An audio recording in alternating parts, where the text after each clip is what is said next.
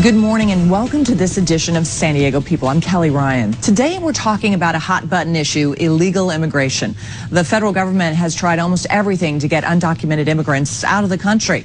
Now it's trying something simple and unusual, simply asking them to leave. San Diego is one of 4 cities the government has picked to test a new immigration and customs enforcement program called Operation Scheduled Departure.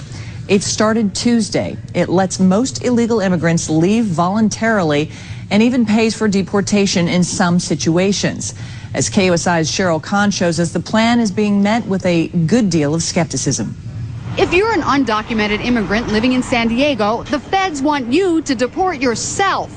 It's all part of a test program designed to encourage illegals to turn themselves in instead of waiting for officials to track them down. On day 1, it's already stirring up controversy.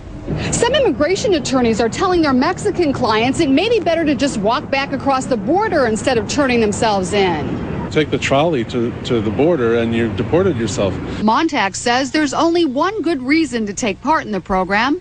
People who don't want the trauma of being arrested at 5 o'clock in the morning by officers at their home, or don't want the uncertainty when they just say enough's enough, I gotta go, they may want to go in and surrender themselves.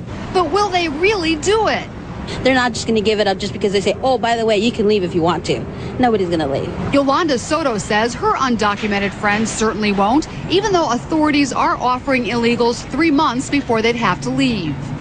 If you're doing something wrong, the last thing you want to do is call attention to yourself. And even if they give you something to say, oh, well, you can leave in 90 days, why would you leave if you have a whole life here?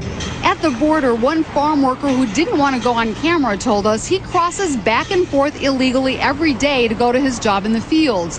He says he's not going anywhere near the immigration office. Activists say they don't blame him.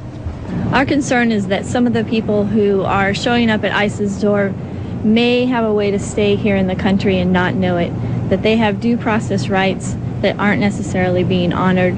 But if they do want to turn themselves in, Guerrero says, immigrants should first talk to a lawyer. At the border, Cheryl Kahn, KUSI News. And joining us today to explain more about this pilot program is Immigration and Customs Enforcement Field Officer Director Rob Baker. And Rob, tell us a little bit about this. It's called Operation Scheduled Departure. Well, good morning, Kelly. Thank you for having me. The operation, it's a pilot project and it's taking place in San Diego. And what we're looking for is people who are non-criminal fugitives. And by definition, that means they've gone before an immigration judge, they've been ordered removed from the country, and they've refused to leave. So that makes them a fugitive, and we're out there every day looking for these people. So what we're trying to do is get them to come in and present themselves, get themselves enrolled in the program, and they get to leave on their timeline versus ours. You know, we go out every day and we arrest people at their homes. It's a very disruptive process for them. And if people want to stop looking over their shoulders, maybe they should come in and enroll and leave on their terms versus ours. There's 2 sides, of course, as you know, of the fence, if you will, on this. There's people who say, fugitive? Wow, this guy's coming over to take a job somewhere. That sounds so harsh. But I know you're saying, hey, that's the law, right? Yes, when the law of the land requires everybody to present themselves at a port of entry to apply for admission to the United States. These people we're talking about did not do that. They entered the United States illegally. They knew what they were doing. They were apprehended at some point. They had their day in court. They had due process. Immigration judge ordered them removed. This is the law. And if they're not complying, this is a congressionally mandated program. We're out there every day looking for them. A lot of people have heard about this program and sort of laugh. Voluntarily leave? You know, what are you thinking? They're not going to voluntarily leave. What do you say to that? Well, I think it's very easy to criticize. We have a lot of people that do not like what we do. We do go to people's homes very early, but these fugitives force us to do that. So, we're looking at an alternative. If you don't want to look over your shoulder, if you don't want to put your family at risk, because, when we go to these locations, every resident of the house is vulnerable to be taken into custody. Well, if you don't want to put the residents of the house, family and friends, at risk, how about show up, enroll in the program, and we'll let you walk out the door and leave within 90 days. How did you come up with this program, or who came up with the program? Well, this program is loosely based on the U.S. Marshals Safe Surrender program, where they had great success with it. We understand we're dealing with a different population of people, but to a lot of us it makes sense that if you're at fear of being arrested, come in and knock on our door, and if you're eligible for the program, we'll let you walk right back out the door and spend up to 90 days getting your personal affairs in order. If we have to come to your house and get you, you're going into detention, you're in custody, and it's a lot harder to take care of your affairs when you're behind bars. How many people so far have turned themselves in? Well, we've had some interest, but I can't really release the numbers. Locally, we've had some interest, but we have had no concrete participants yet. So no one. Sorry, but we've had some interest. Interest, what does that mean? Well, we've had family members show up to get information on... Ask more about it. Right, and you know, the program just started, and frankly, I think I've heard that some people think this is a ruse or it's a sting operation, and I will tell you right now that if you're eligible under the guidelines of the program, we will let you walk out the door, and we'll let you get your affairs in order. Some people are probably skeptical, and I understand that, but it's going to take some time, I think, for the trust to build up, and I think we're going to have some participants. I think there is a great deal of skepticism because a lot of people, a lot of the immigrants don't trust ICE, if you will. Mm-hmm. They've maybe seen what's happened before, and that scares them even more. So the thought of actually knocking on your door, I think would be, for many people, out of the question. But you're hoping that that will change? Well, I hope so. You know, we get criticized for going and enforcing the law, which is all we're doing. It is the law of the land, and these people have basically forced us to go there and get them because they have not complied with the judge's order. So we get criticized for going and arresting them, and now we're getting criticized for coming up with a humane alternative. I think some people want it both ways, and it's just not going to happen that way. We will continue to arrest people, and I'd like to say this fiscal year, starting in 1 October of 2007 up until today, we've arrested almost 1,000 people in this fugitive operations program. So if they think we're not out there looking for them, they're mistaken. So I would suggest, if you're a fugitive, turn yourself in and leave on your terms.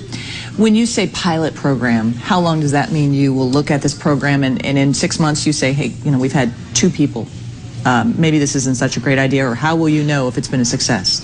Well, we haven't quantified the results and how we're going to define a success, but the project goes through the 22nd of August currently, and you know, when it's over, you know, at a national level, we'll take a look at it and we'll evaluate it, and we're either going to expand it or you know, we'll press forward. But you know, it's going to take some time to get the word out and to build some trust, I think. Have you tried pilot programs before in this way? Well, this is the first one of this type involving the Fugitive Operations Program. You know, last year we arrested 30,000 people across the country. So, you know, if people think that we're not out there, they're mistaken, and it's a risk that they're taking.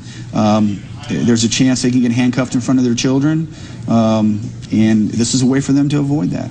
When you deport someone and you go in, you arrest them, what you explained, versus if they turn themselves in, there's some paperwork that's done, and then they're given a ticket back to where they're from, or how does that work? Well, you know, we would like for them to make their own travel arrangements, but if they're incapable of doing that, we will definitely pay for their way home.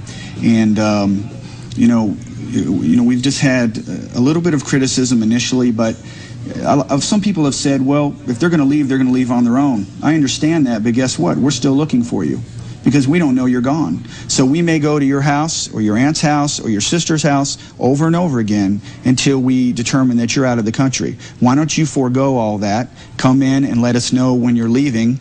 You know, if they show up, we're going to give them some paperwork. Once they leave the country, it gets certified. And if we receive the paperwork, we're going to close the case out. We're not looking for you anymore. That seems preferable to having us knock on all your relatives' doors. When you're doing the knocking on the doors business, is it a violent outburst? Is it come out, or is it with guns, or? No, it's not with guns. We knock on the door and we ask consent to enter the home, and we normally get that, and we identify everybody in the house. And if our target, and I would like to say these are targeted operations, we're going after a specific individual at a specific location. They aren't random sweeps or raids.